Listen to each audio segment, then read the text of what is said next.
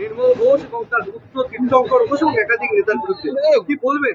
গুণধর ফেরার তৃণমূল ফেরার গুণধর ফ্যামিলি তো এটা তো নতুন তো কিছু নাই। অভয়ার মৃতদেহ ছিনতাই করা থেকে শুরু করে মৃতদেহের তদন্তকে ধামাচাপা দেওয়া সমস্ত কাজ তো এই মানে নির্মল বাবু করে এবং তার দলবল করেছে। এবং এখন আবার লটারিও চুরি করেছে। এ তো রনে বনে জলে জঙ্গলে কোনো জায়গায় বাদ পড়েনি দেখতে পাচ্ছি। লটারিও যদি চুরি হয়, এরপর শুনবেন যে ভিখারিদের কাছ থেকে হয়তো টাকা চুরি করেছে, রাস্তায় যারা ভিক্ষা করে তাদের কাছ থেকে হয়তো তোলা তুলে। প্রতিদিন দেখা যাচ্ছে মমতা বন্দ্যোপাধ্যায় আরো একা হয়ে যাচ্ছেন। কালকে চন্দ্রিমা ভট্টাচার্য চলে গেলেন, কি বলবেন? আগামী ভবিষ্যৎ কি মমতা বন্দ্যোপাধ্যায়? দেখুন, এখন তো মমতা বন্দ্যোপাধ্যায়ের ভবিষ্যৎ, ওনার বয়স হয়েছে, বয়স্ক মহিলা উনি। বয়স্ক মানুষদের আমাদের সংস্কৃতি শ্রদ্ধা করি, শ্রদ্ধা রেখেই আমি বলবো ওনার এখন গান করা উচিত। আমার যাওয়ার সময় হলো, দাও বিদায়। রাজনীতি থেকে ওনার বিদায় নেওয়ার সময় হয়েছে। উনি সুস্থ থাকুন, ভালো করে বেঁচে থাকুন। আমরা সরকারের তরফ থেকে ওনার শারীরিক সুস্থতা কামনা করবো, প্রয়োজনে সহযোগিতা করবো।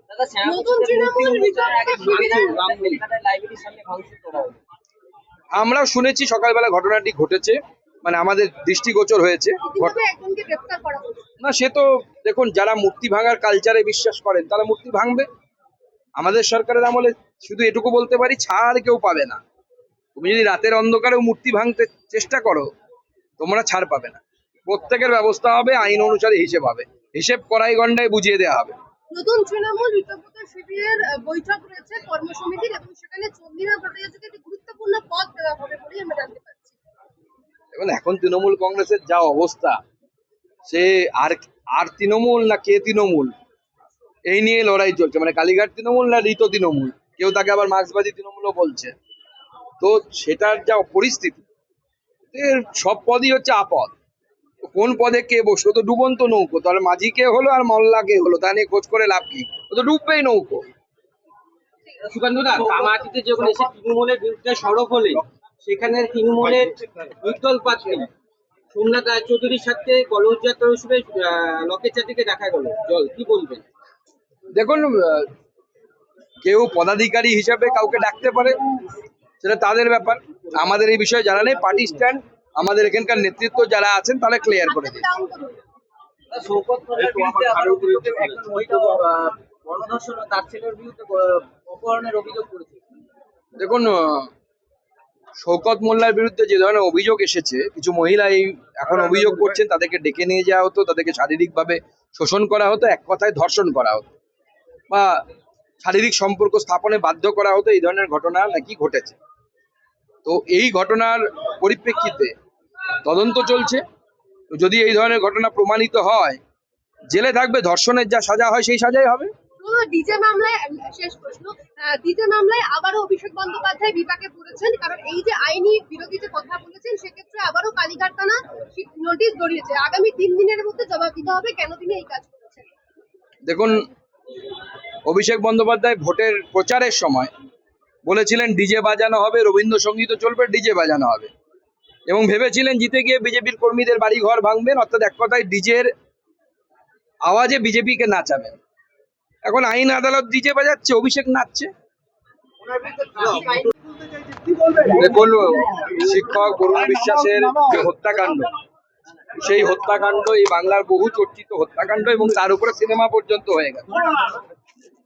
মাননীয় মুখ্যমন্ত্রী গতকালই বলেছেন যে এই হত্যাকাণ্ডের বিচারকে সেই সময় প্রভাবিত করা হয়েছে, এবং তৃণমূল কংগ্রেসের এক মন্ত্রীর নাম, নেতার নাম, জ্যোতিপ্রিয় মল্লিকের নাম, আমি নামই বলে দিচ্ছি, বারবার সে সময় পরিবারের তরফ থেকেও এসেছিল, বরুণ বিশ্বাসের দিদির তরফ থেকেও এবং অন্যান্য লোকেদের তরফ থেকেও এসেছিল, যতদূর আমি মনে করতে পারছি, যদি খুব ভুল না বলে থাকে।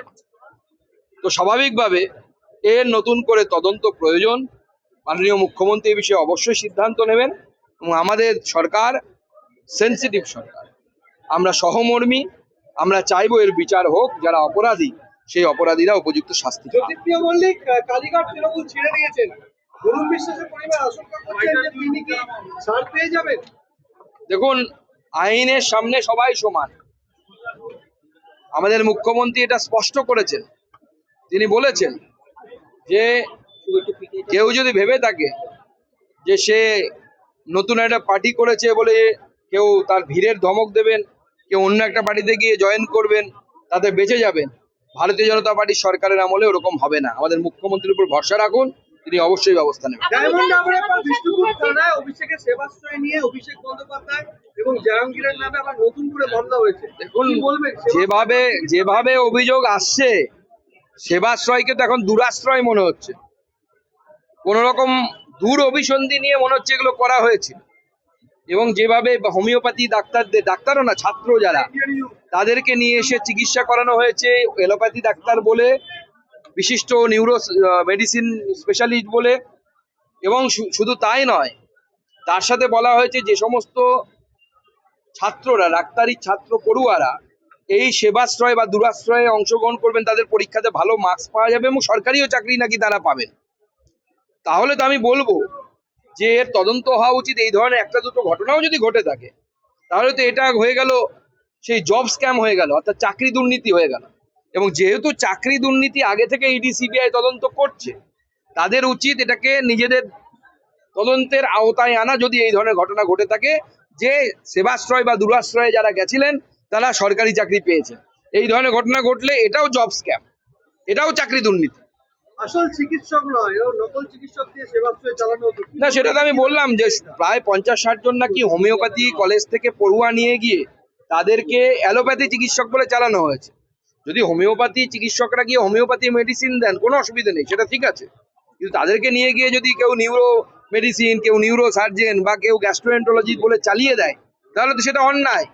এবং সেটা আগে তো 420 ছিল, এখন কত হয়েছে আমার জানা নেই। সেই কেসে তো তার মামলা হওয়া উচিত।